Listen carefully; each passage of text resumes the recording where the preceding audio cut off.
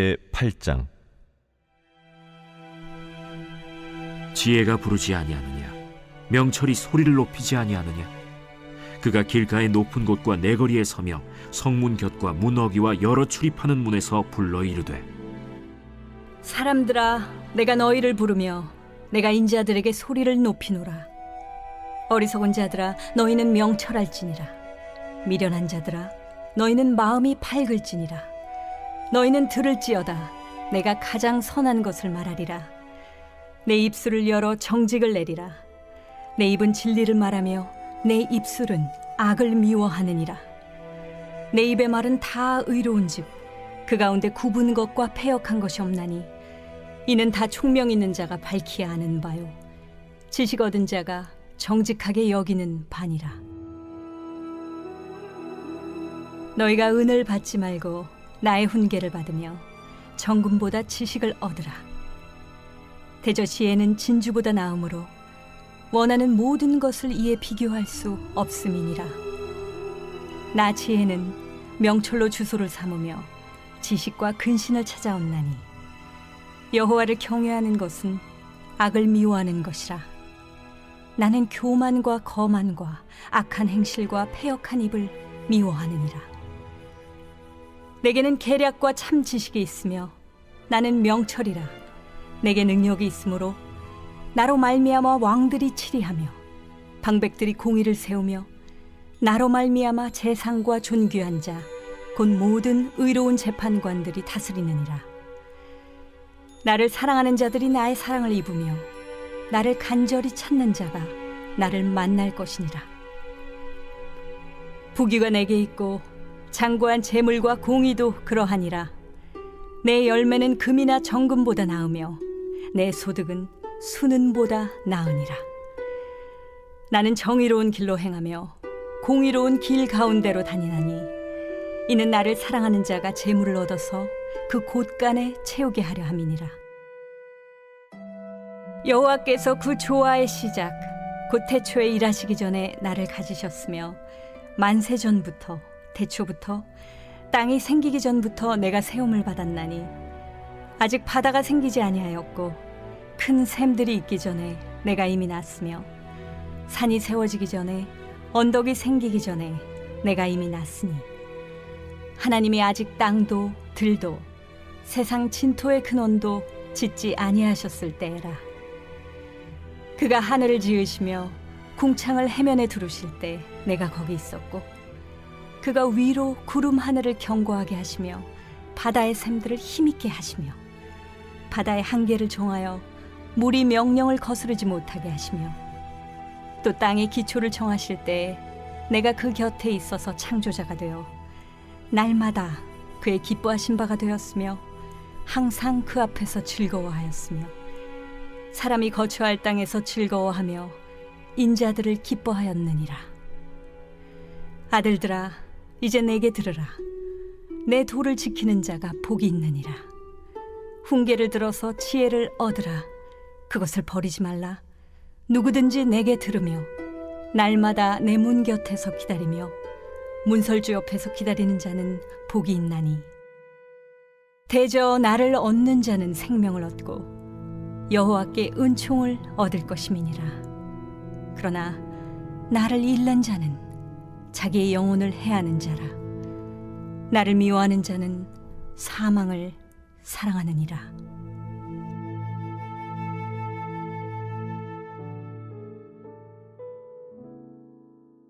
새벽 영성 기도 시간입니다. 오늘은 잠언 8장 말씀 함께 살펴보겠습니다.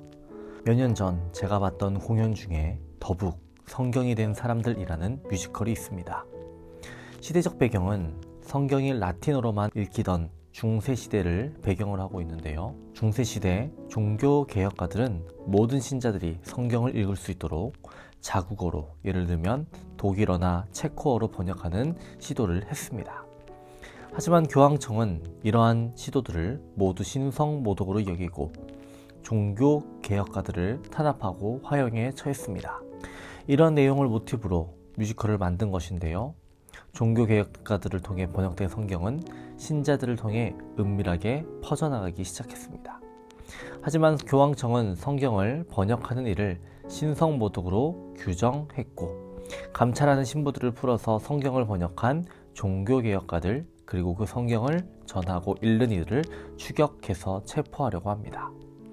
결국 성경을 전하고 번역하는 일이 어렵게 되자 성경을 가진 이들이 본인들이 성경이 되고자 합니다. 성경을 외우기 시작합니다. 그리고 성경을 책이 아닌 입으로 전하게 하며 진리를 깨닫게 복음을 전하는 내용입니다. 오늘날 성경은 누구나 읽을 수 있습니다. 누구나 볼 수 있습니다. 단지 성경을 보려고 하지 않을 뿐입니다. 진리는 성경에 있습니다. 다만 그 안에 있는 진리를 발견하지 못할 뿐입니다. 진리는 뒷골목에 있는 것이 아니라, 지혜는 은밀하게 감춰져 있어서 찾기 어려운 것이 아니라 성경 안에 전부 있습니다. 오늘 본문 잠언은 크게 세 부분에 대해서 말하고 있습니다. 첫 번째 부분은 지혜의 공공성, 개방성에 대해 말합니다. 두 번째 부분은 지혜가 태초부터 있었다라고 말합니다. 세 번째로는 지혜는 생명으로 초대한다라고 말하고 있습니다. 잠언 8장 1절에서 3절을 보면 지혜는 숨어 있지 않습니다. 지혜는 길가, 내거리, 성문 곁, 사람들이 오가는 곳에서 크게 부릅니다. 하나님이 주시는 지혜는 어떤 특별한 사람만 얻는 것이 아니라 모든 사람이 들을 수 있도록 열려 있다는 것입니다. 지혜의 초청을 보시기 바랍니다. 지혜가 길가의 높은 곳, 내거리, 성문 곁, 문 어귀와 여러 출입하는 문에서 부른다라고 말씀합니다. 이 표현은 잠언 1장 20절에서 21절에 말씀했던 표현과 같습니다. 길가의 높은 곳과 사거리는 오고 가는 사람들 모두가 볼 수 있고 만날 수 있는 개방된 장소입니다. 이곳들은 음녀가 사람들을 악으로 유혹하는 장소인 음침한 모퉁이와 뚜렷한 대조를 이루고 있는 곳이죠. 또한 성문 어귀란 성읍 내의 중심적인 집회 장소가 된 곳으로 고대 근동사회에서 시장의 개설과 각종 공공회의와 재판과 선지자의 말씀 선포가 주로 행해지던 장소입니다. 따라서 이러한 장소에서 지혜가 선포된다는 것은 지혜의 중요성과 공공성을 더욱 부각시키는 것입니다. 두 번째로 지혜는 태초부터 있었다라고 말하는데요. 창조의 질서와 연결된다라고 말할 수 있겠습니다. 잠언 8장 22절에서 31절을 보면 지혜는 자신이 태초부터 있었다라고 말합니다. 세상이 지어지기 전부터 하나님께서 창조하실 때에 지혜가 그 곁에 있었다라고 말하고 있습니다. 이 말의 핵심은 이겁니다. 지혜는 세상이 변하면 같이 바뀌는 유행, 세상이 지남에 따라 변하고 점차 진화하는 것이 아니라 하나님이 세상을 지으실 때부터 깔아두신 질서로 변함이 없는 것이라는 겁니다. 지혜는 예수 그리스도 자체이며 지혜로운 삶이란 하나님이 만드신 세계의 결을 따라가는 길, 예수님을 닮아가는 것을 의미하는 겁니다. 예수님의 성품, 예수님의 태도를 우리의 것으로 만드는 것을 말하는 겁니다. 지혜는 우리를 바른 길로, 바른 방향으로 정렬시키는 힘입니다. 지혜, 예수 그리스도는 바른 방향으로 인도하는 길 자체입니다. 지혜를 얻는다는 말은 단지 지식을 늘린다는 것이 아니라 그리스도께 내 삶의 질서를 다시 맞춘다는 것을 의미하는 것입니다.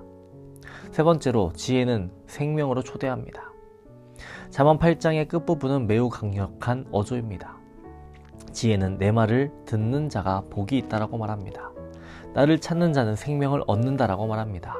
반대로 나를 미워하는 자는 사망을 사랑한다라고까지 말합니다. 이 말은 분명합니다.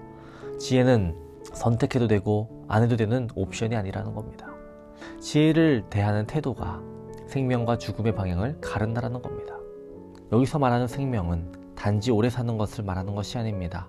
또 단순히 살아있는 것을 말하는 것이 아닙니다. 하나님과의 관계 안에서 회복되는 삶, 흔들려도 돌아올 길이 있는 삶, 결국 하나님께로 다시 향하는 삶을 말하는 겁니다. 하나님의 복음은 계속됩니다. 여러분, 많은 이들이 주님께 돌아오기를 기도합시다. 성경을 통해 지혜이신 예수 그리스도를 발견하고 예수 그리스도를 구주로 고백하며 주님께 돌아오는 영혼들이 더욱 넘쳐나기를, 가족들이 돌아오기를 기도하는 저와 여러분 되시기를 주님의 이름으로 축원합니다. 오늘의 공동기도 제목은 나라와 민족을 위한 기도입니다.